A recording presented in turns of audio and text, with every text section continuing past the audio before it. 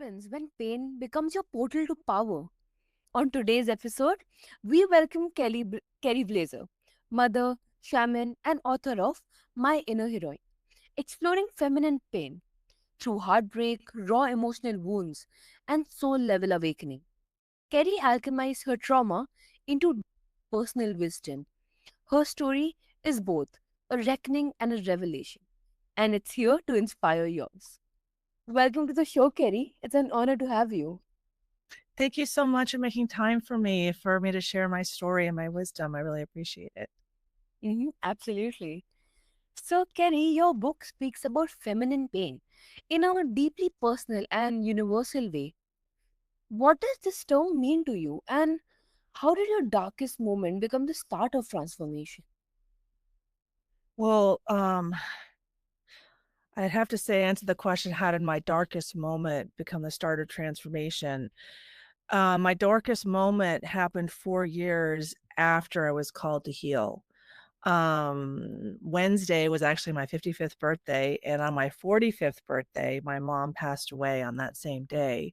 And that was the day my intuition guided me to heal from my childhood trauma and also accept my psychic gifts that I had rejected myself so much from my childhood trauma that I didn't love those parts of myself. So that's when I started the journey of going into my emotional pain and finding more self-belief and more self-love and more self-confidence. Then in 2019, my youngest daughter had an eating disorder, and she blamed me for her eating disorder. And when I went home, my brain told me that my children would be better off with a dead mother than a live one. And so I attempted suicide with all the medication that I had. And my older daughter, who was 18 at the time, found me the next morning and saved my life. So then I mean, that is like the self-belief just kicked in. I was on a mission to love myself, to find more self-belief, find more confidence. And like I told my older daughter when I came home from the psych ward, I'm bringing healing to the whole family. We're not leaving your dad behind. And I had to find the processes to be grateful for my challenges, self-reflect, learn my lessons, and then forgive everyone involved, especially myself. So that's kind of how all that got started. Right. And were there moments where healing felt impossible? And what kept you going? There are many moments where healing felt impossible. Impossible, very difficult, home alone, no friends, kids aren't talking to me, no relationships.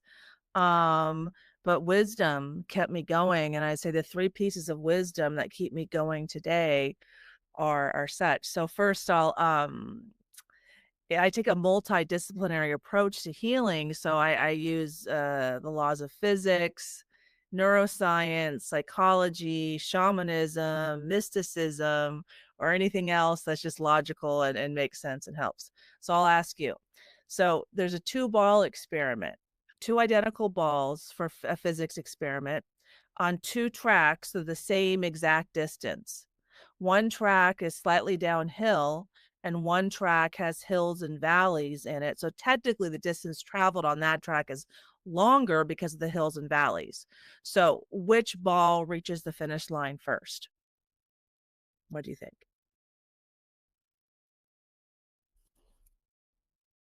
The second one? Yes, the hills and valleys. A lot of people answer the first one because they wish that life were like that. But physicists have proven that we all have energy bodies, that all of our energy bodies are connected in our heart space, and that we all communicate through our heart space. So, because, and the laws of physics explain how energy works and operates. So, our souls plan our lives based on the laws of physics. We need to be able to go into that valley of darkness, the hill, go down the hill, unearth more self-belief, more self-confidence, because that inertia and momentum gained from going down the hill is what propels you to your next mountaintop. Like if you want to get to the top of Mount Everest, do you have to, go through a lot of challenge or no challenge, right? Like you have to go through to get to which is like enlightenment. I equate top of Mount Everest with enlightenment. You need to go through a lot of suffering and build those muscles and lung capacity and diet and everything you have to go through. You have to give up to build the momentum and strength and confidence and self-belief to get to the next mountaintop. So hills and valleys are necessary. Those valleys of darkness are necessary. That's first piece of wisdom. Second piece of wisdom is the universe is a mirror showing us ourselves. So our souls plan our lives based on our wounds. So we have opportunities to get to that next mountaintop higher and higher. And when I started healing 10 years ago, learning to surf the waves of life, so to speak, the my waves were small. I'd go into my pain a little bit and then come out a little bit. And then I'd go in a little bit more and then I'd come out a little bit more. Slowly but surely the valleys got deeper and the hills got higher until I experienced enlightenment several times last year. So the universe as a mirror can show you your wounds. When you see selfishness in someone else, then that's also showing you the selfishness inside yourself. We can't control the people, we only control ourselves. So when you see selfishness, ask yourself, how are you being selfish? When you see racism, ask yourself how you're being racist. When you're seeing sexism, ask yourself how you're being sexist. And there's always a way. There's only reason why you pay attention to something outside of yourself is because it's also going on inside of yourself. And we have mirror neurons in our brain. It's how we learn. We learn by mirroring other people and by seeing how other people are mirroring our wounds back to us. And then the third piece is triggers are our healing friend and not our healing foe. When your emotional pain is at the surface, when you're triggered, that's a perfect time to self-reflect and turn that wound into wisdom. So those are the three pieces that keep me in check. And I use them, to this day. When things get hard, I'm like, oh, the 2 ball experiment got me every time. Like, I have to have this pain, so life is challenging, and we're not here to have an easy life. We're here for self-improvement opportunities and to learn how to turn our wounds into wisdom. And that's how you prepare for enlightenment, which is an emotion. Yeah. So Mm-hmm. And sometimes it's not the light at the end of the tunnel, it's the fire we walk through that makes us luminous. Oh, for sure. For sure. It's, as Rumi said, you have to break your heart to open your heart because the wound is the place where the light shines for healing purposes. I mean, if everything's comfortable and easy and there's no pain, why change? You know, why change? If everything outside of us is comfortable, we have no reason to change. And so, yeah, we have to walk through the fire to learn our lessons and become the best version of ourselves for sure. Mm-hmm. 100%. And you blend a multidisciplinary approach to trauma healing. How do different modalities like shamanic practice, motherhood, or even writing contribute to your recovery? Oh, wow. All of them in different ways. I'll start with the writing because writing it was so helpful. My rule was I can let everything out, but at the end of the day, I will not disparage anyone and I will not speak for anyone. So I can only speak for myself and I can't, say anything bad about anybody else. That corralled me in my emotional pain and I had to self-reflect tremendously, and I have stories of that in the book. Like when I was in the psych ward after my suicide attempt, my ex-husband told me I should be punished, and I used that story for years to show what a jerk he is, but he said I should be punished. I tried to kill myself. He didn't say I should die. So I tried to punish myself worse than him, and I'm spending time complaining about him. That's a waste of my time, but we do that all day long. That's why, the universe is a mirror. When he said punishment, I should have self-reflected. It's how am I punishing myself? Why did I punish myself? Why did I believe my brain when it told me my kids would be better off with a dead mother than a live one? Those questions help me unearth more self-belief and self-confidence. Complaining about him just keeps me stuck. So, definitely, to take the time to self-reflect and see that. And so that's one way self-belief. I found it, motherhood, there's nothing, relationships are here as our mirror. Like our best mirrors are opposite. So for women, that's men, and for men, that's women. And then children are innocent, right? Like if a baby's screaming, then there's definitely something wrong with the adults taking care of the baby and not the baby. It's just a baby. It doesn't is totally innocent. And so we can see ourselves reflected in that, day in and day out. When you have a toddler running around, can't stop saying no, if you can't stay calm and emotionally balanced, then right there you're seeing that you have emotional pain to process, and thank the baby because the baby's showing that to you. So I would say, relationships are our best teacher. I met someone the other day who said, I was dating the same guy over and over. He had a different name and a different body. But I'm like, well, yeah, look at me. Like, I have my book and I attracted in these 6 men into my life, two of whom being Justin Waller and his best friend, Andrew Tate, then 2 fire academy instructors.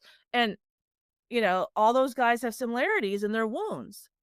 But how many people would compare Andrew Tate to fire academy instructors? You know what I mean? Like, that's not a common comparison, but yet I experienced that. I attracted in men who explore their options with women, players, so to speak. And why? I had a wound that I'm replaceable. And so the way my soul showed me that wound is that I attracted several men into my life who go with multiple women, even if they're married, like the fire captain was married. So, so I think that there's, a lot to learn there from examining our relationships and the events that happen in our lives and the similarities and synchronicities, and because all of that is here to teach us. So Definitely. And do you believe healing must be holistic to be sustainable? well, I think our souls plan our lives based on our wounds, based on the laws of physics, hence the hills and valleys. So we have the momentum to get to the next, mountaintop. Um, and so, all of, can you repeat the question again? I want to make sure I answer it in the way that you want to, that is helpful to your audience. Mm-hmm. So I was just asking that do you believe healing must be holistic to be sustainable? So yeah, I mean, in a way, yes, because you have to sustain it over time. So you need exercise, you need psychology, you need diet, you need neuroscience. You need to understand this. I mean, that way it was for me, is that I needed to understand all of these different modalities to say, wow, we're all really saying the same thing. Because long term, if people love themselves and believe in themselves, we're going to stop getting cancer and stop having healthy bodies. I mean, that's really the way of the future, is not that we develop the medicine that kills cancer. It's stop having the negative self-beliefs that's causing cancer, because cancer, like, it vibrates below 100 hertz, where love vibrates at 200 hertz. So if you love yourself enough, then your high vibrating energy, which based on the laws of physics, is more powerful than the lower vibrating energy. It'll just naturally kill the body. Like, if we use fasting, fasting will naturally kill toxins in the body if we knew how to use it properly. But, you know, modern medicine is teaching us to have 3 meals a day, eat all this food, take all this medication, and it's not really taken into consideration how our bodies were made to function and heal on their own. So I 100% believe that we need, and then people respond to different things as well. Like, men might lean more into the science, where women might lean more into the self-reflection. So I 100% think we gotta be saying the same thing from different perspective, different, expertise. And it's so empowering to see healing as a layered, intuitive journey and not a one size fits all protocol. Yeah, no, definitely. It's, I mean, self-reflection in terms of, we're all souls having a human experience. But you can self-reflect through meditation, through walking barefoot in nature, through laying in, like, I lay in my bed on edibles crying, journaling, art, there's all different ways to self-reflect and to turn those wounds into wisdom. And we need all those different ways because we're all different, and what you need is different than what I need, than what my kids need, but than what these men need. So having multiple ways to be successful that embraces all of our differences is paramount to our success for sure. Absolutely. And many people struggle to talk about emotional wounds, especially when it comes to shame or silence around feminine sufferings. What helped you reclaim your voice? I mean, that was one of my main problems is that I didn't have a voice. I spoke from my wounds and acted from my wounds and not my wisdom. And so the more I healed, the more I like saw like I had a fear of men. The next day when I went out in public after I saw it and released it, my anxiety was a lot better, so I could talk to people, connect with people, interact in ways that I hadn't been able to do my whole life because my I don't remember ever until, like, now I can meet and talk to people, like, this year and have it be an easy flowing conversation, where before, because I rejected so much of myself, I couldn't do that.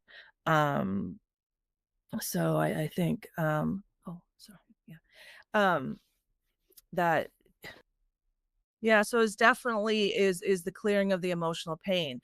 So when we have emotional pain, our chakra it's stored in our chakras and inside of our body, and so when they get blocked, it's hard to release that energy out. So reclaiming my voice happened gradually as I learned to get healthier in my femininity. Like with the first guy in my book, I texted him and he didn't text back. I would just see him at yoga, but I needed the practice of communicating and not attacking him, and he needed the practice of listening and just holding space because that's a healthy masculine feminine dynamic. Women need to feel heard and seen and validated. It's like, okay, well, I had this challenge and I need you as my masculine to hear my challenge and potentially help me solve my challenge. And so men need to be able to, without reacting, without responding. And what a lot of men don't understand is that when we process our emotions, we just need to let it out. So when a woman sees a problem, it goes to the back of her head and then she has to connect all of these in the middle of her brain, all these connection points, and then she can see clearly, where men go from the back of their brain to the front of their brain and just kind of bypass their emotions, but women were the emotional center. So we need to give ourselves time, like, to process our emotions. It takes us like 10 to 20 times as long as men. And so women need to be given time for that, and women had to stand up for themselves and say, I need to rest, I need to process my emotions, I need this time for myself, so that when she goes out and interacts with other people, she's acting from a healthy cup of love that she can pour on other people. When women don't take care of themselves and then they go to help other people, then they pour from lack, they pour from fear and self-hate and lack of confidence, and then that's how abuse happens. So it's paramount that we all spend time processing our emotional pain so that we do have our voice. And men, women talk, men act. We're opposites. We're not here to play the same role. We don't need, two women don't create a baby. A man and a woman create a baby. There's the balance. So men act like when a woman is healthy in her femininity and she's out in public and her hair is nice and she's dressed beautifully and modest and humble and is kind and courteous and compassionate, that woman is going to naturally get the masculinity out of men and have the door open for her and the chivalry come out and have her bags carried for her. But that woman is communicating in multiple ways that she's emotionally healthy so that men can act in multiple ways that they're emotionally healthy. But as women, we have to do the work.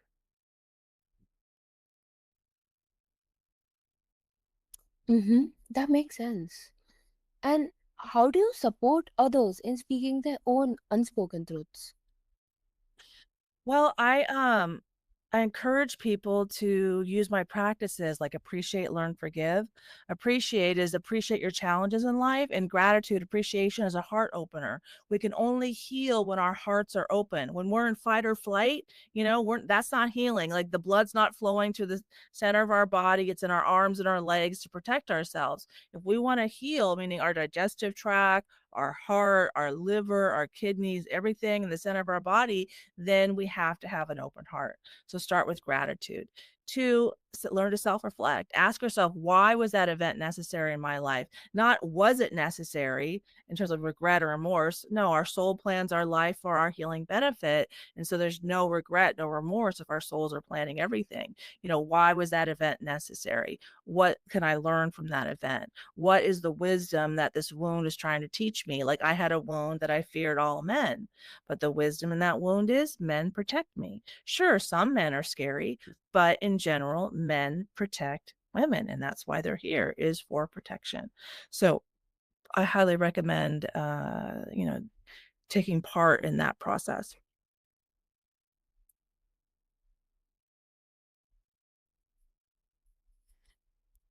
Mm-hmm.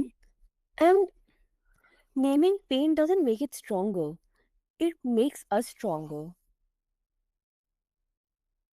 Yeah, I mean, pain is beautiful because it reveals what longs to be healed. And when we have, like, our body is here to communicate to us and show us ourselves. So, when I think of food, my mouth salivates whether food is present or not, showing me myself. Okay, I'm hungry, right? When I think of a stressful event, whether the event's happening right now or not, my body responds the same way. So we need to recognize that our bodies are talking to us all the time. When you have pain in your body, like I had lower back pain for 35 years, that was my body screaming at me that I had childhood trauma to heal.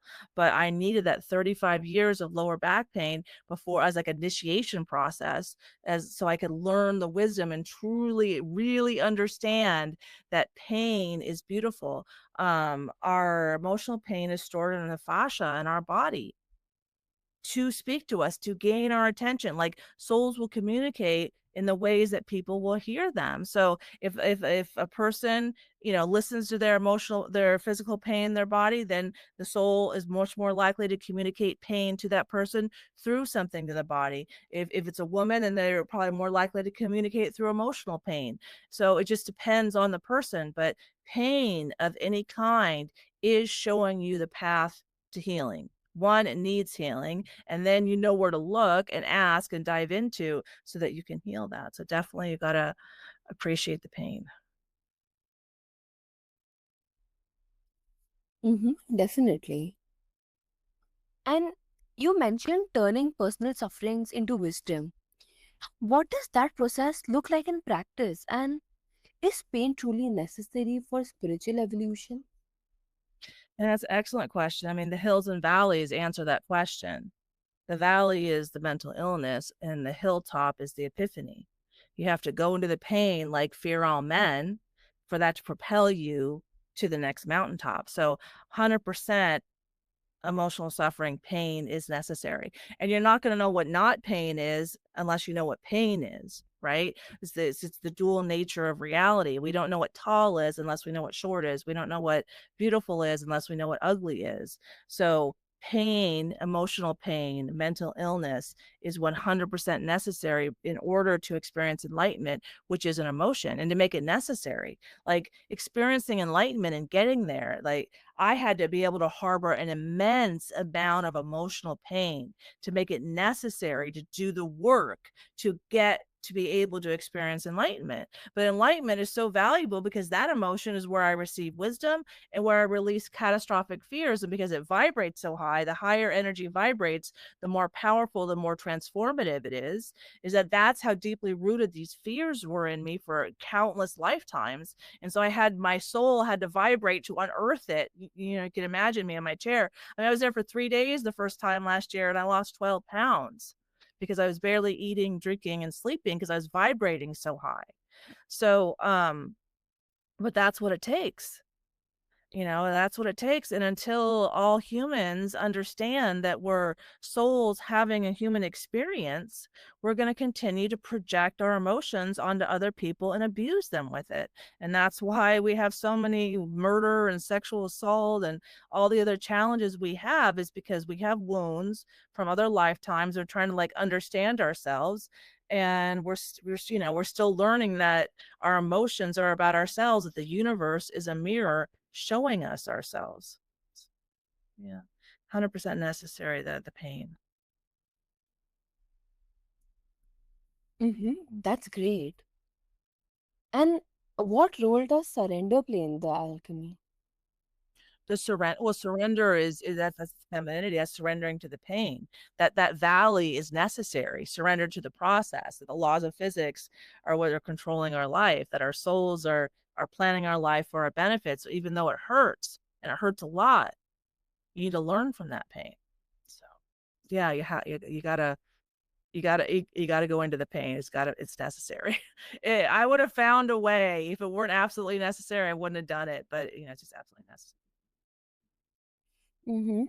And there's a difference between suffering and sacred struggle. And I love how you highlight that distinction. Sacred. Oh, and I guess I'm not. What distinction are you seeing so I could talk about it?